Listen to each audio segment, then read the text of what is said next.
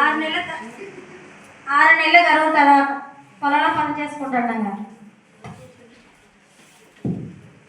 అయ్యగారు మనం పోయిన సంవత్సరం ఇద్దరికి వడ్డీ ఇచ్చాంగా అయ్యగారు. అవునరా, ఈసారి నమ్మకం లేదు అయ్యగారు. ఒకసారి వెళ్ళి చూసేద్దాం అయ్యగారు. సరే వెళ్దాం.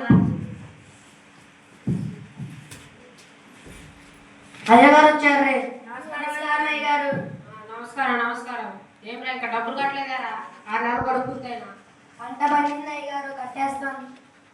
6 నెలలు గడువు తర్వాత కట్టాలని చెప్పాం కదా. పోయినసారి కూడా ఇట్టే గారు చెప్పారు మాకు. పోయినసారి కూడా పంట పండింది అన్నారు కదా.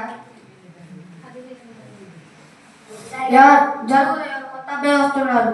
మా తమ్ముడు అయ్యగారు. చిన్నబాబు ఎప్పుడు చూడలే గారు ఆయన. నమస్కారం అయ్యగారు. నమస్కారం నమస్కారం. ఏంట్రా ఎట్లా వచ్చిన డబ్బులే? స్కూల్కి పోలేదా?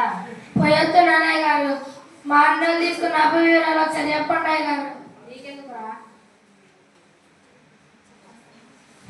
ఏం లేవు, ఉట్టిగా తెలుసుకుందామని అయ్యగారు. ఏం కష్టం వీడు మనల్ని లెక్కలాడుతాడు. మన వడ్డీ వ్యాపారం గురించి ఆమె తెలుసుకుంటాడా ఏంటి?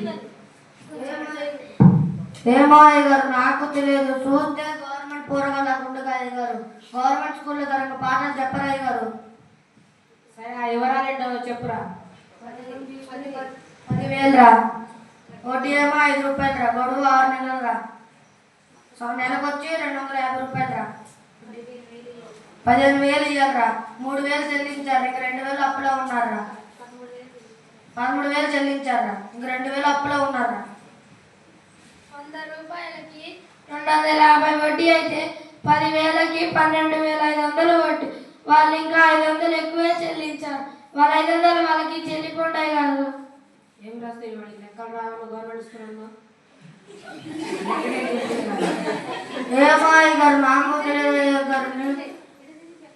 ఏమో అయ్యగారు, నాకు తెలియదు అయ్యగారు. చిన్నప్పుడు నేను గవర్నమెంట్ పనులను చదువుకున్నాను అయ్యగారు.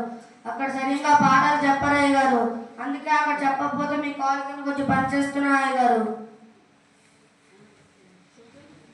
అయ్యగారు, మీరు అనుకున్నట్టు ఇప్పుడు మా బడిలో ఏమీ లేదు.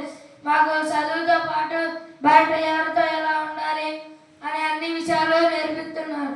అందుకే అందరూ చదువు